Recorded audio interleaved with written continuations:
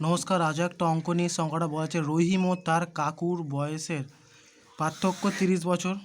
7 বছর পর যদি তাদের মোট বয়স 66 বছর হয় তাহলে রহিমের কাকুর বর্তমান বয়স কত?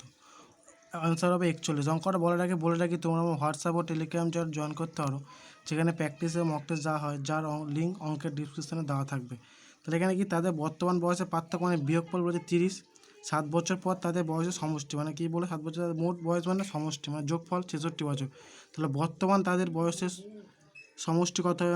7 বছর পর 66 বছর, বর্তমান কত হবে? দুজনের 7 বয়স বিয়োগ যাবে, তো 7 আর 14 বছর বিয়োগ যাবে 66 থেকে। তাহলে বর্তমান তাদের বয়সের সমষ্টি হচ্ছে 52 বছর। তাহলে বিয়োগফল আমরা জানি অঙ্কটা সংখ্যার দুজনের যোগফল বিয়োগফল 30 ও যোগফল 52 পেয়ে গেছে। তাই এর থেকে আমরা বড় মানে কাকু ও ছোটো মানে রহিম পেয়ে যাব। তাহলে কি বড় সংখ্যা যোগ ছোটো সংখ্যা বাই 2 করলে বড় সংখ্যা বা কাকু পাবো, আর 52 - 30/2 করলে ছোটো সংখ্যা বা রহিম পাবো।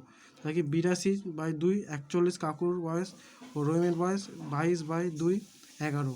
3 থেকে 11 41 বিয়োগ করলে দেখো 30ই আসছে। প্রথম যে বলছে 30, তাদের বিয়োগফল 30। তাই কাকুর বয়স 41 ও রহিমের বয়স 11। আশা করি সবাই বুঝতে পেরেছো। এটা একটা অন্যরকম পদ্ধতি, অন্য নিয়মে করে দেওয়া হলো।